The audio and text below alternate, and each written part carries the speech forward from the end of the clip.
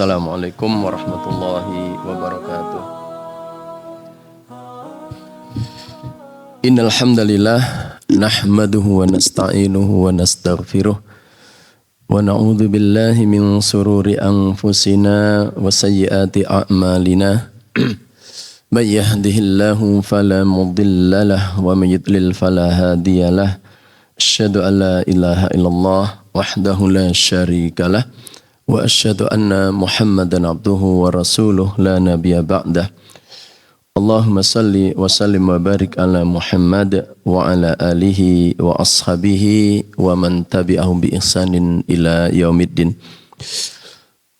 Jamaah sekalian, hafizakumullah, Bapak Ibu yang dimuliakan Allah Subhanahu wa taala. Alhamdulillah, pertama kita bersyukur kepada Allah Subhanahu wa taala.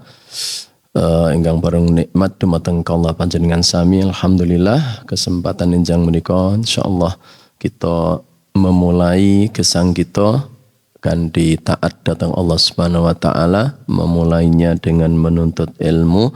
Mugi-mugi Allah Subhanahu wa taala tambahkan pemahaman kita lan ugi paring kegiatan kagem ngamalaken apa ingkang sampun kita pelajari. Salawat salam kita curahkan dumateng uswah hasanah kita baginda Rasulullah Muhammad sallallahu alaihi wasallam, dumateng para keluarganipun, para sahabatipun, para a'immatul huda minas salaf wal khalaf wa man tabi'ahum bi ihsanin ila yaumiddin. Jamaah sekalian, hafizakumullah, enjang menika insyaallah kita mengkaji sepenggal dua penggal dari perjalanan sirah baginda Rasulullah sallallahu alaihi wasallam ingkang kaitanipun dengan kebijakan-kebijakan berpolitikan Rasulullah sallallahu alaihi wasallam. Niki karena request saking panitia wingi dipun aturaken dumateng kula, materinipun tentang politik nggih dalam sirah nabawiyah. Nanti kita akan coba untuk melihat ya beberapa penggal sirah Rasulullah sallallahu alaihi wasallam kaitannya pun dengan bagaimana Rasulullah sallallahu alaihi wasallam berpolitik ngeten. Bapak Ibu sekalian hafizakumullah, nggih saderengipun kita mengkaji tentang sirahipun nggih kita sekedhik nggih mengenal tentang napa niku politik. Ngana sebagian tiang niku nek karo sing jeneng istilah politik niku pun napa jenenge alergi a priori ngaten guys. Pokoke politik ya ngonoan kae ngaten. Jane to apa to politik niku ngaten. Kadang-kadang iki ambak niku sok kurang piknik ning njur sok gampang memvonis ngaten nggih. Mboten ngerti hakikatipun ning wis tok napa jenenge wis wegah sik ngaten. A priori sikapipun ngoten, cuek, acuh, nggih bahkan cenderung memusuhi. Thayyib. Yang pertama kita tingali arti politik nggih kaitanipun teng negeri kita ingkang istilah politik yang dipakai teng negeri kita merujuk pada KBBI, Kamus Besar Bahasa Indonesia ngaten nggih. Napa politik niku ngaten nggih. Terus secara pengertian arti politik menurut bahasa Indonesia, nggih, Kamus Besar Bahasa Indonesia, politik niku adalah pengetahuan tentang ketatanegaraan atau kenegaraan. Nggih, seperti tentang sistem pemerintahan, dasar pemerintahan. Kemudian juga dikatakan pengertian politik niku dikenal sebagai segala urusan, nggih, tindakan, kebijakan, siasat dan sebagainya mengenai pemerintahan negara atau terhadap negara yang lain. Kemudian politik juga dikatakan bahwa politik niku berasal dari bahasa Yunani, artosipun polis yang artinya negara. Politik niku asal katanya pun kali saking kata-kata polis, bahasa Yunani artinipun negara. Jadi politik itu adalah suatu aktivitas yang dibuat, dipelihara, digunakan masyarakat untuk menegakkan peraturan yang ada di masyarakat atau di dalam masyarakat itu sendiri. Kemudian seorang pakar politik dari negeri kita bernama Bapak Ramlan Surbakti. Ya, saya kutipkan dari pakarnya banyak sebenarnya, tapi saya kutipkan beberapa orang saja, ya, supaya kita tidak a priori dengan yang namanya politik. Pengertian politik, beliau mengatakan politik itu adalah interaksi antara pemerintah dan masyarakat dalam rangka pembuatan dan pelaksanaan keputusan yang mengikat tentang kebaikan bersama masyarakat yang tinggal dalam suatu wilayah tertentu. Nggih, niku penjelasan napa jenengipun tentang kata politik. Nggih. Ringkasnya ngaten nggih, kula ringkesaken kata politik niku.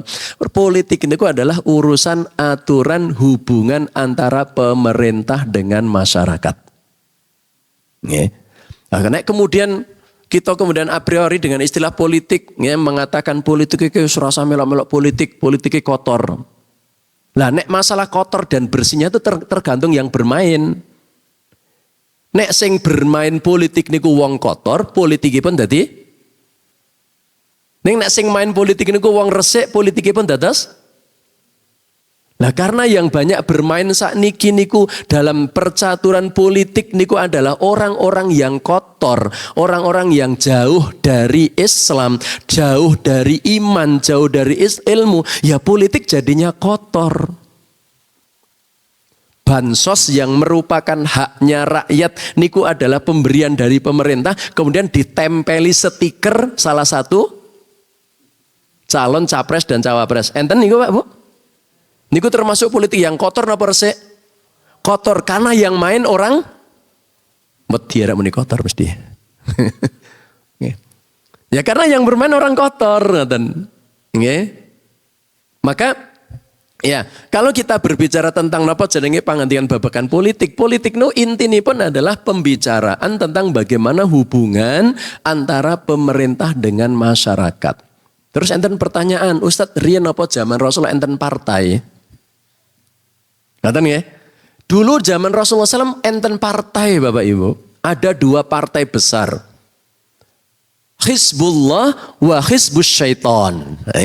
Partainya Allah, kelompok golongannya Allah dan kelompok golonganipun syaitan. Kelompok golonganipun Allah ya Rasulullah SAW, Abu Bakar, Umar, Utsman dan para sahabat niku. Ya Hizbus Syaitanipun sinten? Nih kanca-kancane Abu Lahab, Abu Jahal niku ngaten ya. Niku Hizbus Syaitan, niku kelompok partai ini pun syaitan. Nah, Bapak Ibu sekalian hafizakumullah, nggih. Lah, sasampunipun kita mengenal tentang nopo to politik niku ngaten ya, niki bukan dalam rangka kampanye loh Pak Bu nggih. Nggih, karena kampanye terakhir pun wingi ngaten nggih. Nggih. Nek pun wingi pun rampung kampanye pun mboten pareng kampanye malih. Tur malih kula nggih bukan jurkam ngaten. Karena nek kula berbicara tentang napa ngajak-ajak nggih niku mangke kula kena semprit Menteri Agama mangke ngaten nggih. Karena masjid tidak boleh dijadikan sebagai ajang politik praktis. Nah, tapi Bapak Ibu sekalian hafizakumullah, kita lajengaken tentang bagaimana pribadi Rasulullah Sallallahu Alaihi Wasallam bilih Allah Subhanahu Wa Taala sampun mengangkat mengutus baginda Rasulullah SAW sebagai Rasul, sebagai utusanipun ingkang nggadai berbagai macam aspek kehidupan yang patut dicontoh. Makanya laqad kana lakum fi Rasulillah uswatul hasanah niku dalam bab apa? Rasulullah SAW sebagai suri tauladan niku dalam bab napa Bapak Ibu? Dalam seluruh urusan kehidupanipun. Uswatun hasanahnya Rasulullah itu bukan hanya dalam bab sholat, bukan hanya dalam berpakaian, bukan hanya dalam akhlak. Tidak. Uswatun hasanahnya Rasulullah SAW itu dalam seluruh aturan kehidupannya. Bagaimana Rasulullah SAW mengatur ekonomi, bagaimana Rasulullah SAW mengatur politik, bagaimana beliau memimpin pemerintahan. Niku di situ ada uswah hasanah yang harus kita teladani. Nih. Apalagi nanti kita akan dapatkan bahwa Nabi Muhammad SAW niku diakui oleh kawan maupun oleh lawan, beliau memiliki kualitas kepemimpinan yang mumpuni. Bahkan saya membaca beberapa buku ya, orang-orang kafir itu dalam masalah kepemimpinan itu ya, pemimpin yang paling unggul nomor satu tuh walaupun dia adalah orang kafir penulis buku ini, tapi rata-rata menempatkan urutan pertama adalah siapa? Rasulullah Muhammad Sallallahu Alaihi Wasallam. Ini orang kafir loh, dalam masalah kepemimpinan. Nah, kalau kita berbicara kepemimpinan Nabi SAW berbicara, berarti kita juga sedang berbicara tentang politik. Nih, kalau Rasulullah SAW itu mengatur negara, berarti beliau itu juga berpolitik. Sebagaimana tadi penjelasan yang sudah kita sampaikan di depan. Bapak Ibu sekalian hafizakumullah. Kemudian kalau kita lihat ya fase-fase perpolitikan Rasulullah SAW itu ada dua fase. Ya, ada dua fase politik Nabi SAW. Karena beliau hidupnya memang di dua fase itu. Ya. Fase yang pertama adalah fase apa? Makkiyah. 13 tahun pertama sejak beliau bi'tsah, beliau diangkat jadi nabi, berada di Mekah selama 13 tahun beliau berada di Mekah. Kemudian fase yang kedua adalah fase Madaniyah. Maka perpolitikan Nabi SAW secara garis besar pun ugi terbagi dalam dua fase itu. Fase Makkiyah dan fase Madaniyah. Nah, kita akan lihat mulai dari kapan, mulai dari mana terjadinya fase perpolitikan di Makkah. Ya. Tentunya tidak sejak dari awal beliau diangkat jadi nabi, karena awal-awal beliau jadi nabi beliau jadi buron. Ya. Beliau tidak punya kekuasaan, nggak bisa mengatur. Jangankan, masya Allah, jangankan mengatur negara Mekah, musuhnya akeh banget. Ya. Untuk menyelamatkan dalam tanda kutip menyelamatkan akidah dan agamanya para sahabat saja, akhirnya beliau SAW mengizinkan mereka untuk hijrah. Hijrah pertama ting putih Habasyah, ting Ethiopia, sekarang jadi negara Ethiopia. Waktu itu rajanya raja Najasyi. Beliau mengizinkan para sahabatnya, bahkan beliau sendiri juga berhijrah kemana? Ke Taif untuk menawarkan Islam, untuk berdakwah. Bahkan Abu Bakar itu juga sempat apa? Sempat keluar dari Mekah untuk pergi berhijrah. Saya tidak kebayang dulu siksaannya itu seperti apa. Sehingga orang yang sekelas Abu Bakar saja akhirnya memutuskan untuk hijrah. Padahal Abu Bakar niku nek istilahnya jeneng ini wong duwe jeneng ngeten. Orang yang punya kedudukan yang harusnya tidak sampai seperti itu. Tapi beliau sampai keluar dari Mekah untuk menyelamatkan agamanya, untuk ikut hijrah.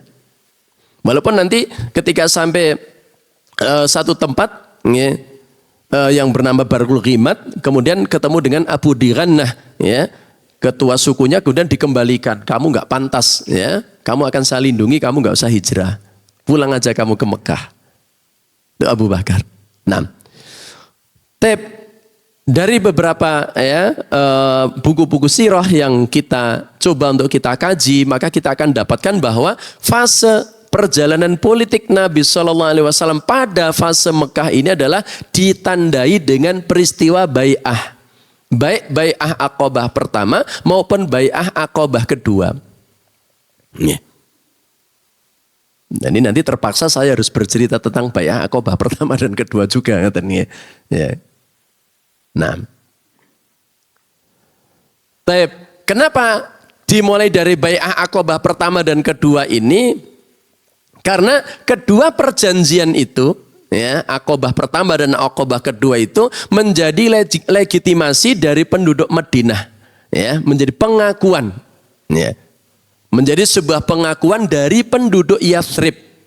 Ya, tentunya waktu itu kotanya namanya kota Yathrib sebelum Nabi SAW hijrah. Ya. Jadi pada peristiwa bai'ah Aqabah pertama dan kedua ini Nabi SAW sudah mendapatkan pengakuan dari suku Aus dan Khazraj yang mewakili penduduk kota Yathrib. Ya. Mengakui apa? Mengakui bahwa Nabi Muhammad SAW sebagai pemimpin masyarakat Madinah. Jadi beliau belum hijrah, tapi suku Aus dan Khazraj pada bai'ah Aqabah pertama dan kedua mereka sudah mengakui kepemimpinan Nabi. Ya, sudah mengangkat beliau sebagai pemimpin. Ya. Walaupun nanti hijrahnya masih 2 tahun lagi nanti. Ya. Maka kalau kita lihat, ya, atau kita bandingkan, ya, fase perpolitikan Nabi di Mekah dan di Madinah, tentunya di Mekah akan sangat pendek sekali. Ya.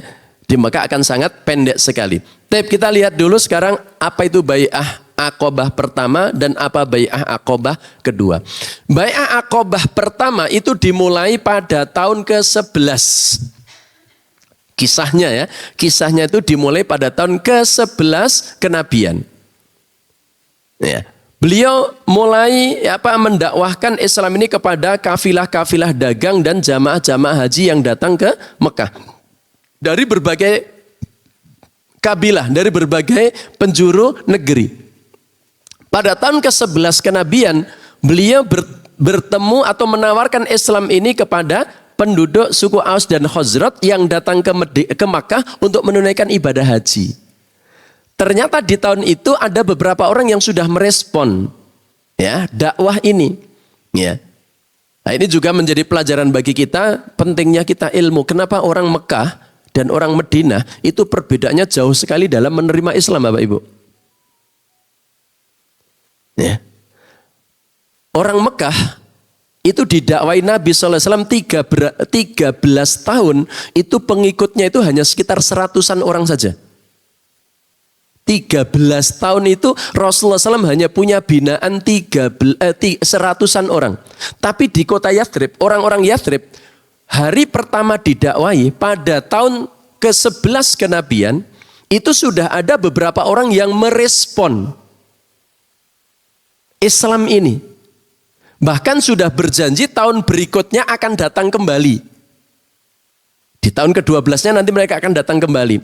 Nah, yang membedakan adalah karena kalau penduduk Mekah, mereka asli paganis, penyembah berhala. Di Mekah tidak pernah ada Nabi dan Rasul, dan mereka tidak banyak berinteraksi dengan ahlul kitab, dengan Yahudi dan Nasrani. Maka ketika ada orang yang mendeklarasikan diri sebagai Nabi, sebagai Rasul, mereka kaget. Nah, mereka kaget. Nih, samalah kayak di masyarakat kita gitu kan. Masyarakat yang mungkin belum ngaji, walaupun mereka orang Islam, urung tahu ngaji, urung apa, tiba-tiba ada orang yang datang menjelaskan tentang riba. Iki riba. Kira-kira kaget nambah bener Bapak Ibu? Kaget.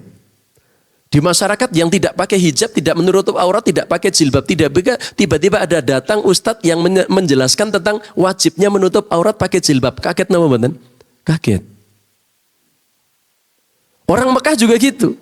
Maka mereka menolak, spontanitas mereka menolak. Maka dakwah 13 tahun itu pengikutnya hanya kurang lebih 100 orang saja. Bahkan ada yang mengatakan cuma 80 orang. Ya.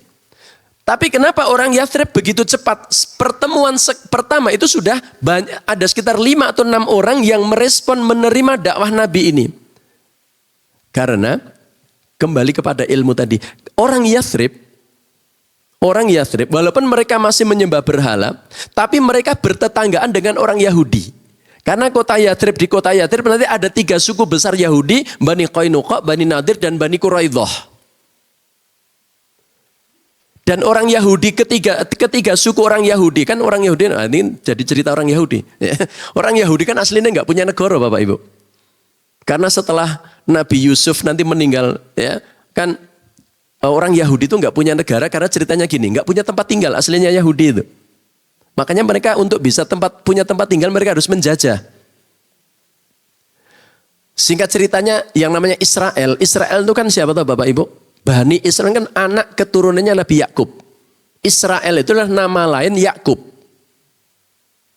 Jadi nama Nabi Yakub ini sinten putrane Nabi Isa. Isa ini ku putra Nabi Ibrahim. Ibrahim punya putra saking istri Sarah, itu namanya Nabi Ishak. Nabi Ishak punya anak Nabi Yakub. Nama lainnya Yakub itu Israel. Maka Bani Israel itu adalah anak keturunan Yakub. Dulu tinggalnya di Palestina. Yakub ini tinggalnya di negeri Syam, di Palestina. Tapi setelah kemudian Nabi Yusuf, ringkas ceritanya, Nabi Yusuf menjadi raja di Mesir. Itu kan akhirnya semua keluarganya Nabi Yakub dan putra-putranya yang berapa anak? 12 putra Nabi Yakub itu semua buyungan ke Mesir. Buyungan ke Mesir. Karena Yusuf sudah jadi Perdana Menteri, menjadi Menteri Keuangan di mana? Di Mesir. Sementara rajanya, Raja Heksos. Dulu di zaman Yusuf, Raja Mesir bukan Fir'aun, tapi Heksos. Ya. Di zaman Raja Heksos ini kemudian Yusuf itu diberikan sebidang tanah untuk ditempati keluarganya, anak keturunan Nabi Yakub ini. Akhirnya mereka boyongan hijrah dari Palestina ke kemana? Ke Mesir. Sudah ditinggalkan semuanya. Nabi Yakub, sak putra-putri, sak cucu-cucunya pindahan semuanya, boyongan ke Mesir. Karena di situ mendapatkan keistimewaan dari Raja Heksos. Sudah, setelah Raja Heksos ini mati, dan Nabi Yusuf juga sudah meninggal, Yakub juga sudah meninggal, anak keturunannya ini kemudian di tanah Mesir ini mulai bikin olah. Ya, nek bahasanya tiang tawang mulai petakilan. Akhirnya sama orang Mesir ini diusir. Maka akhirnya mereka keluar dari mana? Keluar dari Mesir. Keluar dari Mesir mereka ingin kembali ke mana? Ingin kembali ke Palestina. Mereka dibawa untuk kembali ke Palestina. Di zamannya Nabi Musa alaihissalam. Ternyata ketika nanti diperintahkan oleh Nabi Musa alaihissalam untuk masuk ke mana? Ke Palestina. Untuk kembali ke Palestina. Begitu suruh masuk apa kata mereka? Nun sewu dalam tanda kutip ini nek bahasane santri niku nakis taklim gitu. Napa nakis taklim? Ya nek bahasa Arab kan rada alus nakis taklim. Nek bahasane tiyang Gondosuli niku kurang ajar. Lho wong Yahudi niku begitu disuruh masuk kan jelas sudah diusir dari Mesir. Mereka keluar dari Mesir bersama dengan Nabi Musa alaihissalam. Begitu mau masuk Nabi Musa diperintah oleh Nabi Musa suruh masuk ke Palestina. Apa jawabannya? Qalu ya Musa innalan nadkhula fiha.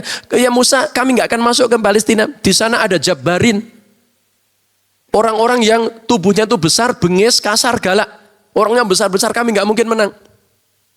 Bahkan jawabannya pun yang tadi saya katakan nakis taklim tadi, dia sampai mengatakan gini orang Yahudi itu.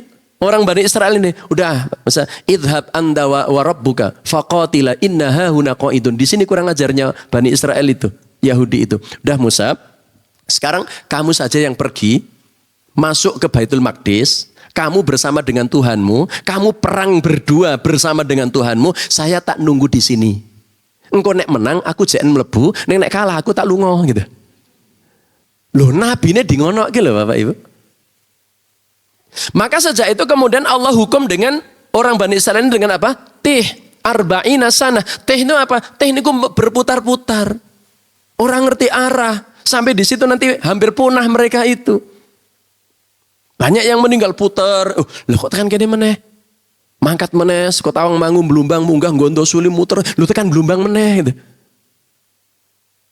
Itu sampai hampir punah. Itulah bangsa Yahudi. Maka akhirnya kemudian mereka tercecer kemana-mana. Suruh melebu ke Palestina yang memang sebenarnya tanah kelahiran mereka milik siapa? Ya Nabi Yakub. Mereka nggak mau. Akhirnya mereka tersebar kemana-mana. Lah setelah mereka tersebar kemana-mana itu ada yang kembali ke Mesir, ada yang kemana-mana dan sebagainya. Mereka kan tahu dari kitab suci mereka mendapatkan bahwa Nabi terakhir itu adalah hijrahnya adalah di kota Yathrib. Maka ketiga suku besar Bani Qainuqa, Bani Quraidah dan Bani Nadir ini mereka tinggal di kota Yathrib. Kenapa mereka masuk ke kota Yathrib tinggal di situ? Karena mereka tahu ini adalah tempat hijrahnya Nabi terakhir yang namanya Ahmad atau Muhammad Sallallahu Alaihi Wasallam. Nah, mereka kemudian tinggal di situ menunggu untuk menjemput Janewa, menjemput Nabi akhir zaman ini. Makanya diriwayatkan oleh para sahabat banyak sekali orang Yahudi, tiga suku itu kalau nanti kan mereka pendatang ini di mana? Di Yathrib itu. Kalau ada sengketa dengan penduduk asli Yathrib dari suku dan Aus dan Khazraj, maka mereka akan ngancam gini. Mas, hati-hati mbak aku rasa macam-macam. Kena macam-macam mbak aku, ngeten nggih. Nek macam-macam mbak aku. Sebentar lagi akan datang seorang nabi namanya Ahmad, kami akan memerangi kamu dengan dipimpin oleh nabi tersebut. Nah, informasi ini yang kemudian dibawa dan diingat oleh orang-orang Aus dan Khazraj. Maka begitu di tahun ke-11 kenabian, ketemu dengan Nabi SAW di Mekah ditawarkan Islam, orang-orang Yathrib ini langsung mengatakan, berarti iki wonge sing sok diceritake sama? Orang Yahudi itu. Yuk kita sambut seruannya sebelum kedahuluan orang Yahudi, karena aslinya suku Aus dan Khazraj itu juga bermusuhan dengan orang Yahudi. Cuman Aus dan Khazraj itu dua-duanya dibiayai oleh siapa? Bani Nadir, Bani Qainuqa dan Bani Quraidah. Supaya apa? Aus dan Khazraj itu perang terus. Nek mereka sibuk perang dua suku ini, akhirnya wong Yahudi ker nonton tok. Nah, itulah yang permainan perpolitikan juga yang dimainkan di Indonesia kita ini. Bagaimana orang Indonesia ini dibikin padu terus, ribut terus. Akhirnya kita nggak sadar sumber daya alam kita dicuri oleh mereka. Kita nggak sadar kalau ternyata kita sudah terjajah kembali. Masya Allah, 1945 kita merdeka. Sekarang 2024 kita sudah terjajah kembali. Ya, Agustus kemarin 2023 peringatan 17-an yang keberapa Bapak Ibu? 78, napa 79? 78 ya? Karena Rato Melo Agustusan jadi lali. 2023 itu 78. Berarti kita itu merdeka baru satu generasi. Merdeka baru 78 tahun. Dulu dijajah 350 tahun, 3,5 abad. Baru satu generasi kita merdeka. Sekarang sudah terjajah kembali. Nih. Sudah terjajah kembali. Karena tadi itu. Kita kembali. Ya. Kok tadi sampai situ cerita apa Bapak Ibu? Oh, ya, tadi cerita membedakan kenapa kalau orang Yathrib, penduduk Madinah, kok lebih cepat menerima Islam daripada penduduk Mekah, gitu kan? Karena penduduk Mekah ngeblank, nggak tahu sama sekali tentang berita kenabian. Kalau penduduk Madinah mereka sudah punya informasi itu. Di sini ilmu yang membedakan. Taib. Kemudian di tahun ke-12 kenabian, tahun berikutnya musim haji tahun ke-12 kenabian, mereka yang di tahun ke-11 kemarin sudah ikut hadir datang kembali. Nah ini sudah resmi untuk bai'ah. Ya, sudah ada 12 orang Bapak Ibu. Ya. Sudah ada 12 orang laki-laki dan 3 wanita menurut sebagian riwayat. Ya, berarti 15-an orang di tahun ke-12 kenabian mereka sudah berbaiat. Tapi baiatnya masih baiatun nisa. Baiat kaum wanita. Apa baiat kaum wanita itu? Baiatnya belum ada baiat untuk membela. Untuk siap berperang belum ada. Adanya baru baiat untuk tidak syirik, meninggalkan zina, meninggalkan khamar, meninggalkan keburukan, menyambung tali silaturahim, hanya hal-hal itu saja. Baiatnya untuk itu. Itu baiat Aqabah pertama. Kemudian mereka pun kembali di tahun ke-12 kenabian setelah berbaiat itu, Aqabah pertama, mereka kembali ke Madinah, ke Yathrib. Maka saat mereka kembali, Rasulullah SAW mengutus Mus'ab bin Umair. Mus'ab bin Umair. Ya, maka beliau dikenal sebagai Mukri'ul Madinah. Ya, sebagai Mukri'ul Madinah. Ya, atau dai pertama di Madinah adalah Mus'ab bin Umair. Ya.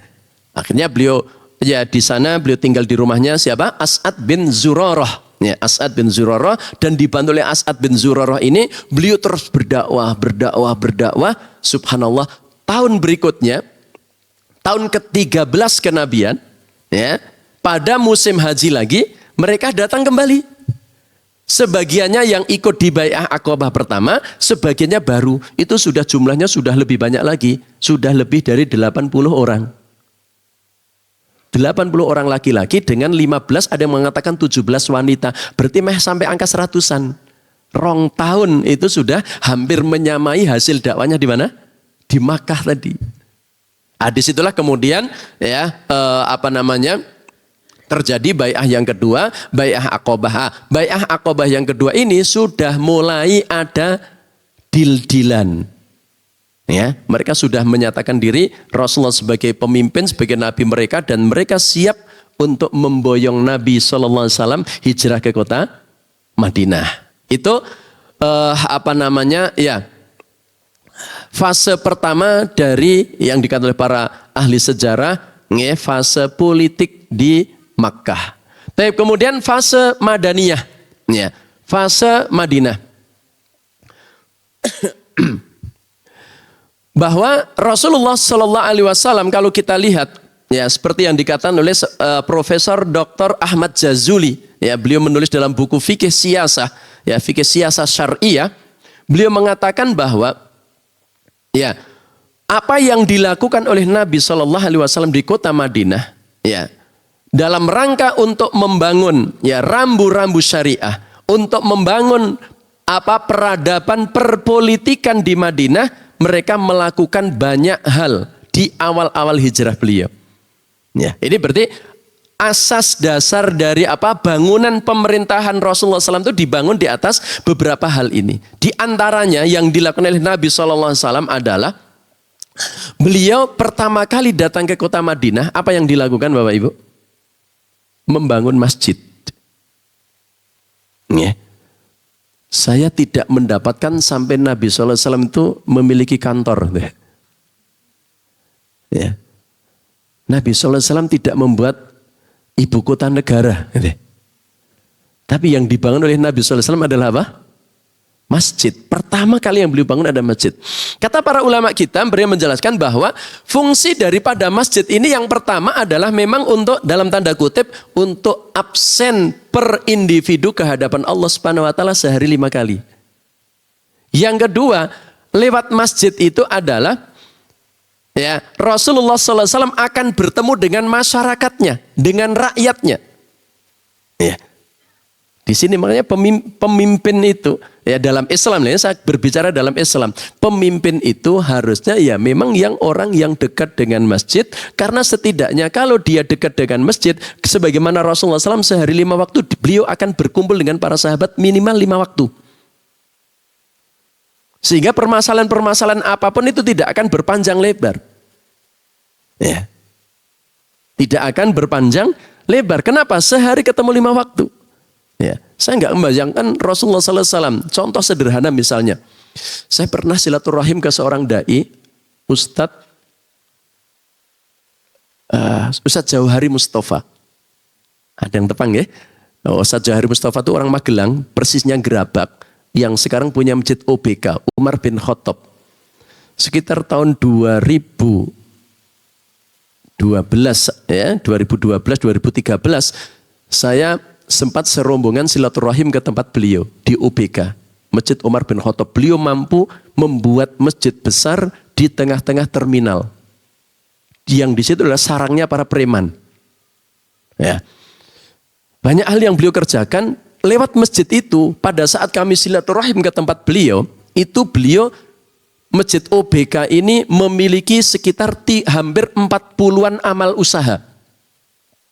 Mulai dari lembaga pendidikan, TK sampai SMA, kemudian waktu itu masih ada wartel wartel, toko kelontong, BMT, macam-macam itu ada sekitar hampir 40 amal usaha. Nah, itu yang kemudian saya tanyakan.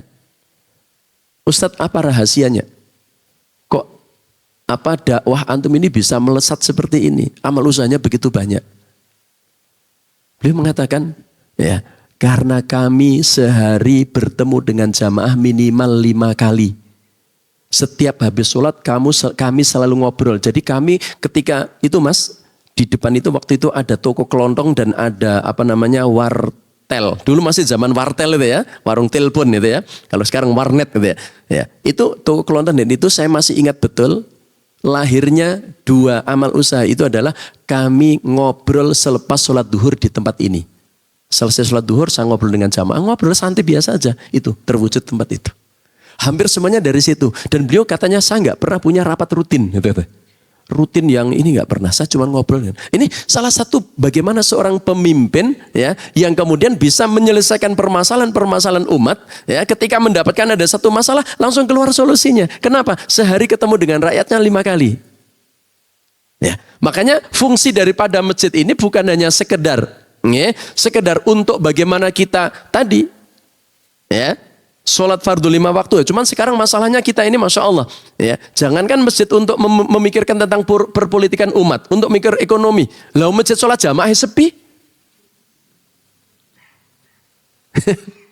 Masya Allah. Ya. Sholat jamaah ini surat tekonjur. Gimana arek mikir masalah itu. Nah, itu yang pertama. Jadi yang beliau lakukan adalah membentuk atau membangun infrastruktur negara, yaitu berupa masjid. Kemudian yang kedua, Beliau juga yang beliau lakukan adalah setelah terbangunnya masjid itu, beliau mulai memperbaiki masyarakatnya dengan apa? Menyelesaikan permasalahan-permasalahan internal. Beliau paham betul antara Aus dengan Khazraj itu permusuhan sudah berpuluh-puluh tahun, ya. Peperangan itu kadang-kadang hanya masalah sepele, ada yang namanya perang Daghish. Ya, ada yang namanya perang Ghabra. Itu peperangan yang pemicunya itu suatu hal yang sepele, bisa perang 40 tahun. Ya, hanya gara-gara pacuan kuda, Pak Bu. Perang Daghish itu adalah penyebabnya adalah perang pacuan kuda. Daghish itu nama kuda. Jadi pas pacuan kuda gitu, ini ada yang curang. Pokoknya kamu jogono neng kono kae, engko nek kudane lawan kita lewat kok ndisi saya mang lemparan. Tenan ternyata dia kesalip oleh kuda Daghish ini. Daghish sudah sampai hampir sampai finish, dibalang watu jebret jatuh. Kalah jadinya kan. Sing curang tadi jadi menang. Penyebabnya itu perang 40 hari. 40 tahun korbannya ribuan. Lah, Nabi SAW untuk menyatukan ini kan bukan perkara yang mudah. Ya. Belum lagi nanti ada dua ya kelompok besar lagi antara Muhajirin dengan Ansor. Maka disitulah kemudian beliau Shallallahu Alaihi Wasallam melakukan al-ikha, menjadikan mereka berkeluarga, satu Muhajirin dengan satu Ansor.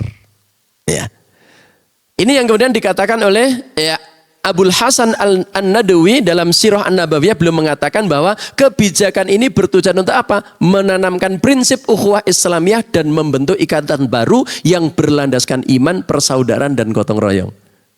Ya.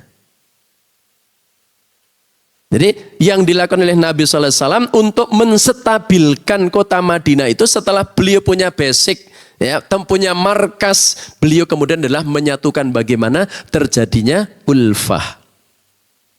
Ya, adanya taklif antara satu dengan yang lainnya. Bahkan bukan hanya sampai di situ, ya. Karena memang di kota Madinah, ya, atau di kota Yathrib ini kemudian ya penduduknya sangat heterogen, bukan hanya umat Islam. Sekarang ini ketika Nabi SAW sudah hijrah, para sahabat sudah hijrah ke situ, di kota Madinah, kota Yathrib itu ada kaum Muhajirin yang pendatang dari kota Mekah, ada Ansor yang itu adalah dua suku yang selalu bermusuhan berpuluh-puluh tahun, Aus dan Khazraj. Ada orang Yahudi, tiga suku besar, Bani Nadir, Qainuqa dan Bani Quraidah, dan juga ada orang-orang musyrik. Ada penyembah paganis. Ya. Jadi jangan dikira dulu tegaknya daulah Islamiyah di Madinah itu di situ isinya wong Islam tok. Oh, bukan. Di situ itu heterogen sekali. Ya. Ada orang yang mengatakan tentang kaitannya dengan perpolitikan Nabi SAW di kota Madinah, yo enak wong neng kono ge dadi murid-murid EKB, anak buah EKB. Oh, tidak. Ditambah lagi satu, munafik. Ya, yang dipimpin oleh siapa? Abdullah bin Ubay bin Salul. Ya, heterogen sekali. Maka kemudian Nabi SAW pun kemudian berupaya untuk menyatukan mereka, ya, penduduk yang heterogen ini, ya, tapi tetap nilai-nilai nilai-nilai keimanan pada masyarakat tetap menjadi prioritas utama. Artinya apa? Kita kemudian ya hidup bareng, kita jaga bersama-sama kota Madinah, tapi untuk urusan agama tetap lakum dinukum waliyadin. Tidak boleh dicampur-campur. Ya. Urusan al-wala wal bara tidak boleh ditawar-menawar. Ya. Ini prinsip dalam bernegara. Ya, kalau dulu di Ambon Maluku itu ada yang namanya pelagandong. Ya, pelagandong. Pelagandong itu nek saya bahasakan Indonesia negara kita itu adalah Bhinneka Tunggal Ika. Pelagandong itu adalah falsafahnya orang Ambon untuk mengikat satu dengan yang lain karena mereka bersuku-suku, bahasanya juga macam-macam, agama juga macam-macam, mereka punya aturan namanya pelagandong untuk menyatukan seluruh warga Ambon itu. Kita beda agama, kita beda suku, kita beda macam-macam, tapi kita tetap satu, Ambon. Tapi nilai-nilai akidah ini tidak tertanam kuat pada diri kita kaum muslimin. Sehingga percampur adukan agama itu naudzubillah, maka terjadilah apa yang terjadi di awal tahun 2000. Kita pernah mengetahui itu. Ya. Di negeri kita juga gitu dengan apa Bhinneka Tunggal Ika. Oke, ya. Dulu di zaman Madinah ada Piagam Madinah. Ya. Tapi urusan agama lakum dinukum waliyadin. Al-wala wal bara tidak boleh dicampur-campur. Ya. Bukan berarti kita Bhinneka Tunggal Ika di Indonesia itu nanti kalau orang Kristen Natalan kemudian kita ikut Natal. Ya. Ini kadang-kadang didakwahkan oleh para dai-dai non sewu. Ya. Yang keblinger gitu.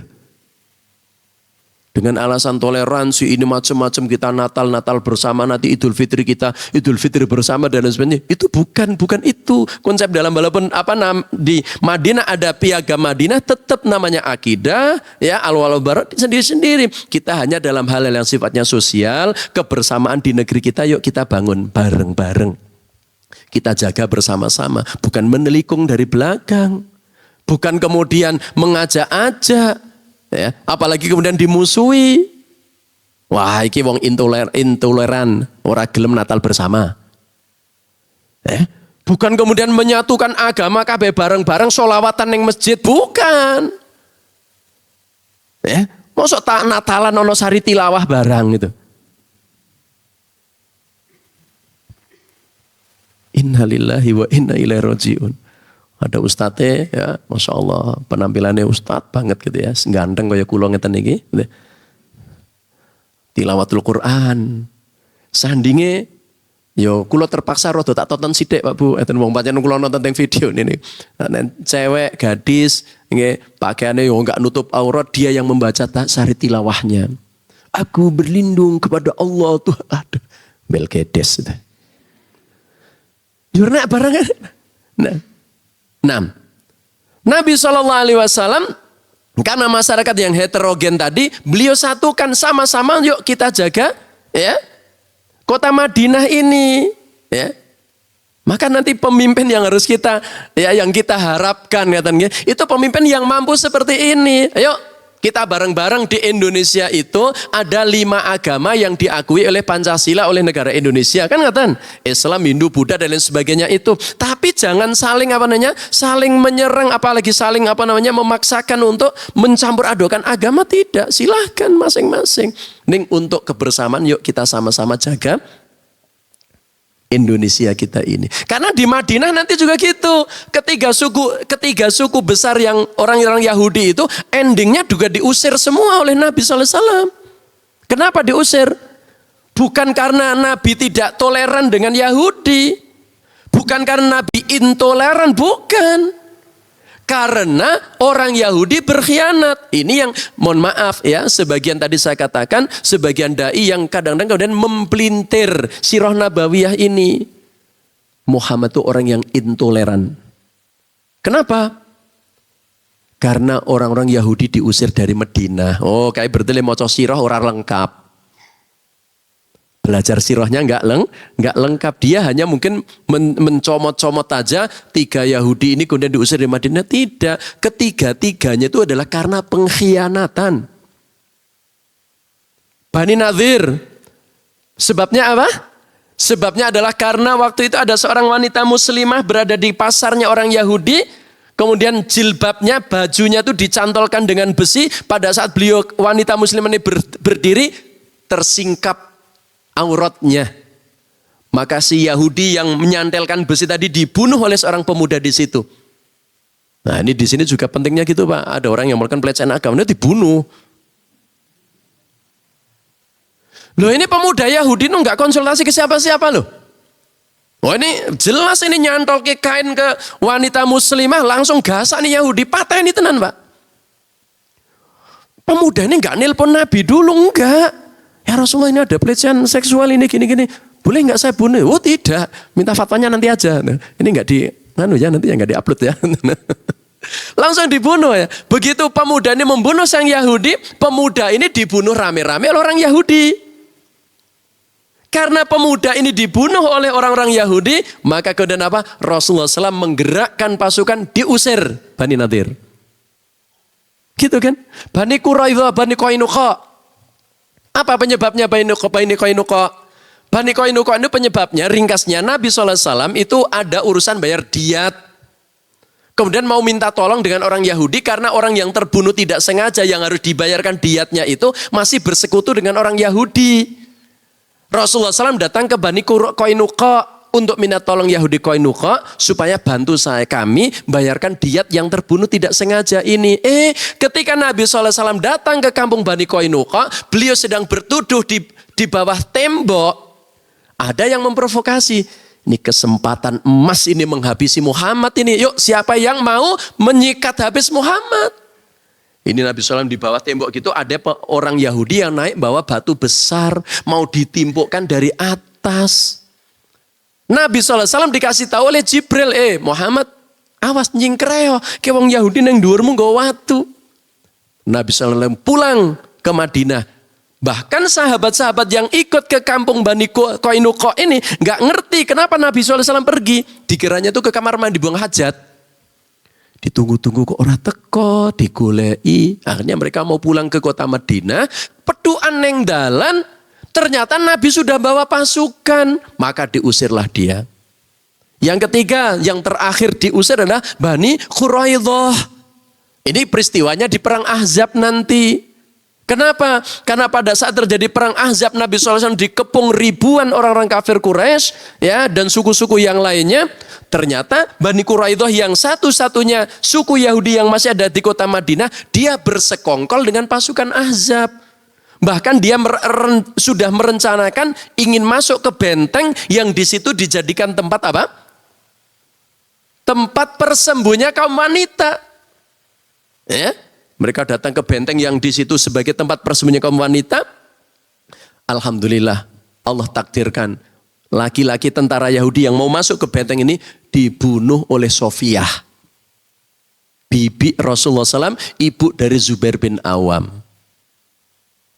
Tuh bu, wanita iso mateni wong bu, wong kafir. Lu enggak, silahkan nanti dibaca kisahnya. Jadi wanita-wanita itu Masya Allah, tapi saya lihatnya ibu-ibu Belumbang tuh Masya Allah biasa mendaki gunung-gunungnya kuat-kuat itu. Yang bunuh tentara Yahudi ini Sofiyah itu. Padahal di situ ada Hasan bin Thabit, cuman Hasan bin Thabit sudah umur, udah 80 tahun. Saya nggak mampu, kata Hasan bin Thabit. Aku tak mangkat dewe, kata Sofia. Dibunuh, baru gue jenazahnya batangnya itu diuncal ke seko benteng. Bu. Akhirnya tentara Yahudi pulang ke kampungnya, ke bentengnya. Kenapa? Wah, ini tentara nawa idiono sing dipateni berarti nang jero ke orang gerbang wedok tok. Itu wanita bu, ya. Masya Allah itu. Saya kadang kalau nonton di atas gunung itu ada ibu-ibu yang nggak nyangkul, saya kadang Masya Allah ya nek ngepruk gundule wong kafir ya mati tenan kayak gitu. Ojo tapi gitu. Nah karena nanti Abu Lahab kan juga matinya perantaranya tangannya siapa coba? Ummul Fadl bu. Tahu Abu Lahab kan? Kenal Abu Lahab Pak bu? Ya Allah, Abu Lahab ya kenal itu. Ya masalahnya kenapa Abu Lahab itu tidak terkenal? Karena seingat saya kok nggak ada ya orang yang ngasih nama anaknya dengan Abu Lahab gitu ya. Nek kasih nama Abu Bakar, Umar, itu banyak banget. Utsman, Ali, Abu Lahab itu nggak ada. Abu Lahab itu sebenarnya kan pamannya Nabi SAW. Di perang Badar bu, di perang Badar Abu Lahab nggak ikut berperang. Dia bayar, ada orang yang punya hutang dengan Abu Lahab, maka kemudian kata Abu Lahab, mas Rene, iki aku ora mangkat perang, sampean mangkat perang mewakili aku atas nama aku, nek wis mulai perang engko utangmu lunas. Penak to Bu, wong duwe duit penak pancen itu. Ya. Wong duwe duit itu penak, surah-surah ndi-ndi sing penting nyetak baliho sing akeh ya. Wong ora turu ndi-ndi tak balihone nang ndi-ndi. Mergo duwe duit. Akhirnya pemuda ini mau mewakili Abu Lahab. Akhirnya ringkas ceritanya di perang Badar Abu Lahab gak ikut perang. Selesai perang Abu Lahab itu sedang di rumahnya siapa? Abbas. Karena memang di rumah dulur lanange. Neng Abbas lagi gak di rumah. Yang di rumah adanya Ummul Fadl, istrinya Abbas dengan seorang budaknya. Seorang budaknya itu badannya kecil. Ketika mereka sedang ngobrol berdua, Abu siapa tadi? Abu Lahab Ummul Fadl dan budaknya Ummul Fadl, budaknya Abbas. Bertiga ngobrol, datang seseorang dengan tergopoh-gopoh membawa berita kekalahan perang Badar.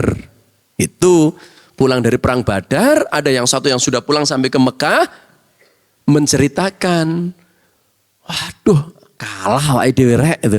Lah piye ditangkap oleh Abu Lahab? Piye ceritanya piye kok ngasek kalah ke piye? Pemuda yang membawa atau tentaranya orang kafir yang membawa berita tadi bercerita, lah gimana kita nggak kalah? Pasukannya Muhammad Shallallahu Alaihi Wasallam itu ya di situ ada pasukan-pasukan yang berkuda besar putih, penunggangnya juga berpakaian serba putih, tinggi besar. Setiap kami mendekati kami pasti akan terbunuh. Ya. Mendengarkan cerita yang seperti itu, ternyata kata para ahli sejarah, budaknya Abbas ini sebenarnya dia sudah ada keimanan, sudah masuk Islam tapi masih disembunyikan. Maka nggak sabar karena mendengarkan kemenangan itu kan bangga toh Pak Bu nggih. Seneng apa tidak? Kalau kita mendengar berita kemenangan dari orang yang kita cintai, seneng apa mboten? Budaknya ini nggak sabar. Gemuruh imannya dalam dada, akhirnya dia tahu Allahu Akbar, itu malaikat yang bantu Muhammad katanya gitu. Keceplosan orang ngerti nek di situ tuh di kandangnya musuh. Abu Lahab ngerti, oh oke berarti cah iki mas mlebu Islam iki. Sama Abu Lahab bocah ini budak ini di smackdown, dibanting, diantemi. Ummul Fadl nggak terima budaknya Abbas diperlakukan seperti oleh Abu Lahab. Padahal kita tahu Abu Lahab itu orangnya tinggi, besar, keker gitu. Ummul Fadl bagaimana cara menolong budak ini? Nggak saya mati eman ini larang regone gitu kan. Akhirnya Ummul Fadl ngambil kayu balok bu, batan gitu. Batan sok gemikul berambang nih kok, atau duran pacul gitu. Ambil balok tanpa pikir panjang untuk menyelesaikan masalah ini. Ummul Fadl memukulkan balok itu ke kepalanya Abu Lahab sampai berdarah. Dari luka yang dipukul oleh Ummul Fadl inilah nanti Abu Lahab itu mati karena lukanya semakin membesar, semakin parah, bahkan kemudian sampai membusuk. Ya, makanya Abu Lahab tuh matinya nggak dikuburkan di pemakaman, nggak, dia di kamar rumahnya itu memakamkannya itu dilempari batu dari jauh karena nggak ada orang yang berani masuk karena baunya yang bau menyengat. Nih, masya Allah. Nih, baik Bapak Ibu sekalian hafidhakumullah. Jadi ya adanya Piagam Madinah akhirnya terbentuklah ya secara internal kenegaraan Madinah itu sudah kuat. Kemudian juga berikutnya adalah yang dilakukan oleh Nabi SAW setelah internalisasi kota Madinah, memperkuat kota Madinah dengan menjalin tadi ukhuwah antara muhajirin dengan ansor, kemudian mengikat antara penduduk yang heterogen itu dikumpulkan jadi satu dengan butir-butir yang ada di Piagam Madinah. Beliau sekarang mulai berpikir bagaimana melakukan ekspansi. Maka beliau kemudian mulai membentuk angkatan perang. Ya, punya militer. Untuk apa? Setidaknya untuk menjaga, ya, untuk menghadapi ancaman dari invasi orang-orang kafir. Maka militer angkatan perang Nabi SAW ini percobaan pertamanya adalah perang Badar tadi. Ya, percobaan pertamanya itu perang Badar. Ya, mereka keluar dari Madinah, ya, hanya dengan 314 bersama dengan Nabi SAW. Orang kafir Quraisy berjumlah 1000. Allah memberikan kemenangan. Maka kemudian dengan kemenangan itu, maka kemudian kedaulatan Islam Madinah mulai dipertimbangkan oleh suku-suku yang ada di sekitar Madinah. Mereka sudah mulai rada mikir. Bahkan termasuk Romawi dan Persia sebagai dua imperium besar, dua peradaban besar pun sudah mulai berpikir, mulai mempertimbangkan. Setidaknya sudah mulai menarik perhatian gitu. Ya. Apalagi Indonesia nih yang negara yang besar nih, Masya Allah Bapak Ibu. Ya. Makanya Bapak Ibu tahu kenapa sih proyek terorisme di Indonesia itu sampai hari ini nggak selesai Bapak Ibu. Kenapa toh Bapak Ibu penangkapan terorisme kok adanya cuma di Indonesia toh? Karena Indonesia, kaum muslimin atau negara Indonesia ini menarik perhatian negara-negara adik kuasa saat ini Bapak Ibu. Mereka semuanya punya kepentingan terhadap Indonesia. Bahkan mereka sangat khawatir kalau nanti kebangkitan dunia Islam ini adalah lahirnya dari Indonesia berdasarkan penelitian dari Gedung Putih. Hasil penelitian dari Amerika niku Bapak Ibu. Ternyata mereka memprediksi kebangkitan Islam di dunia ini nanti dimulai dari Indonesia. Jadi nuwun sewu piye belum makin culun-culun tiba-tiba ini wong gitu loh. Loh nek jenengan tingali lihat di peta mereka itu kan sarangnya teroris itu dari mana coba? Di Indonesia ke Solo. Solo nanti ke wetan kemana? Ayo, belum bang, dikira. Saya kadang sok batin. Jadi piye belum bang sing dideni apa sih gitu. Apanya coba yang ditakuti? Makanya karena mereka mendapatkan hal itu semuanya, bagaimana Indonesia ini kemudian dicoba untuk digarap ini. Dimasukkanlah paham liberalisasi, paham pluralisme, gitu. Aliran-aliran sesat. Saya pernah mendengarkan dari sekretaris MUI Jawa Timur, sekretaris MUI Jawa Timur beliau bercerita, di Jawa Timur saja itu hampir 2 bulan sekali sampai 3 bulan sekali itu pasti muncul aliran sesat baru. Itu di Jawa Timur tok. Belum yang Jawa Tengah. Ya, sehingga di Indonesia itu aliran kayak apapun itu bisa masuk. Karena memang dibikin gitu, dipecah belah agama ini. Ya. Kemudian proyek terorisme juga sampai hari ini masih ada. Ternyata di dunia ini saat dunia tuh nggak ada terorisnya, cuma adanya di Indonesia, Pak. Kapan dingon, diternak. Gitu. Karena kalau sudah tidak ada teroris di Indonesia, tidak ada penangkapan, maka dana nggak akan cair gitu. Loh kita kan nggak ngerti, cuman bedanya kalau di awal-awal penangkapan teroris dulu itu kan kayak orang bikin sinetron, ya Pak. Oh ini mau menangkap si Fulan di rumah sana, di kampung sana, TV didatangkan semuanya kemudian live gitu kan, disiarkan bareng-bareng gitu kan, sampai itu ada tembak-tembakan bareng gitu. Kayak persis kan bikin sinetron. Kalau sekarang nggak senyap. Di Sukoharjo ini 2-3 pekan yang lalu juga ada penangkapan beberapa orang. 2 pekan yang lalu saya pulang ke Temanggung, saya dapat cerita dari teman-teman kita yang di sana juga bercerita, ya, lagi ada penangkapan, ya di Semarang juga ada, masih terus jalan terus. Kenapa? Itu tadi. Makanya Indonesia ya, kalau tadi Nabi SAW dalam perpolitikannya itu menguatkan kota Madinah itu dengan cara yang seperti itu diperkuat, sekarang makanya kita Indonesia itu sedang dipecah belah. Bagaimana? Ya caranya wong Indonesia itu ojo bersatu.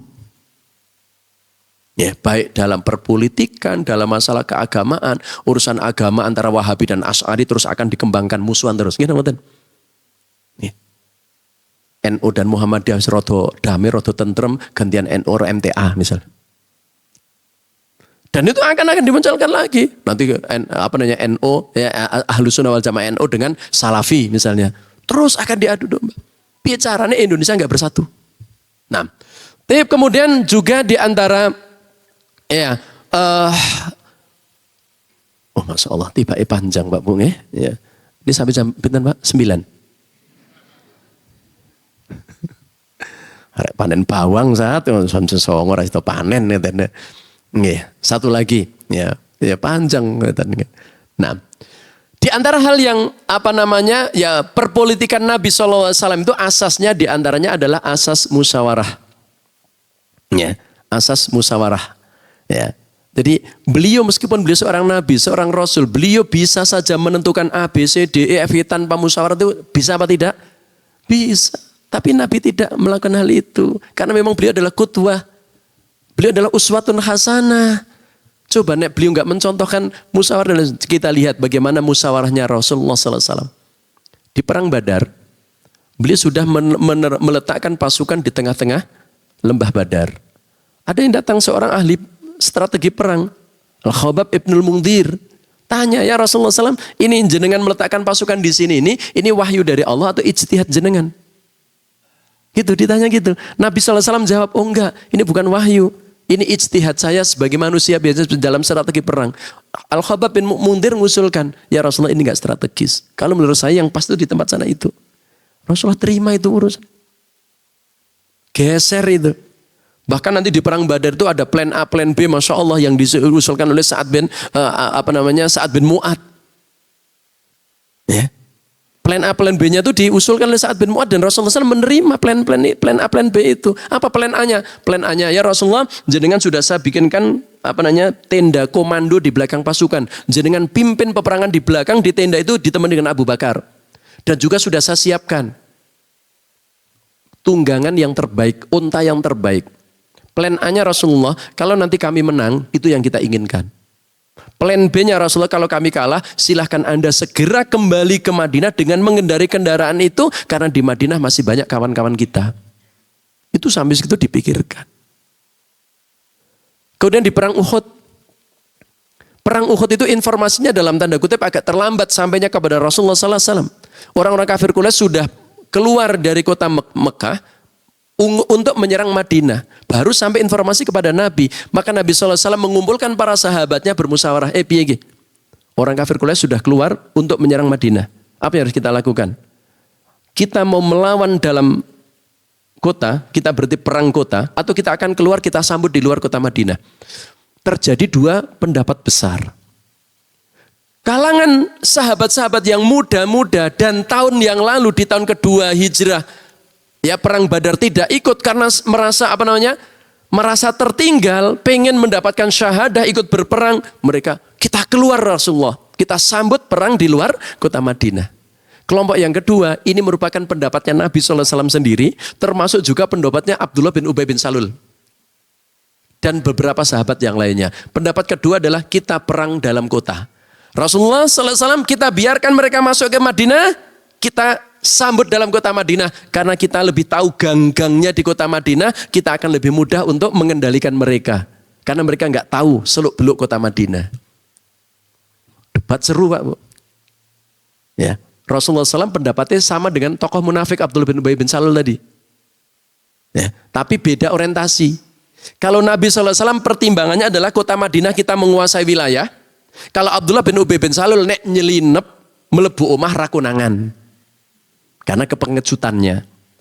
Nabi SAW walaupun beliau termasuk berpendapat yang perang dalam kota, tapi beliau kemudian mengakomodir pendapat yang muda-muda tadi. Oke, saya terima pendapat antum, yuk kita keluar dari kota Madinah.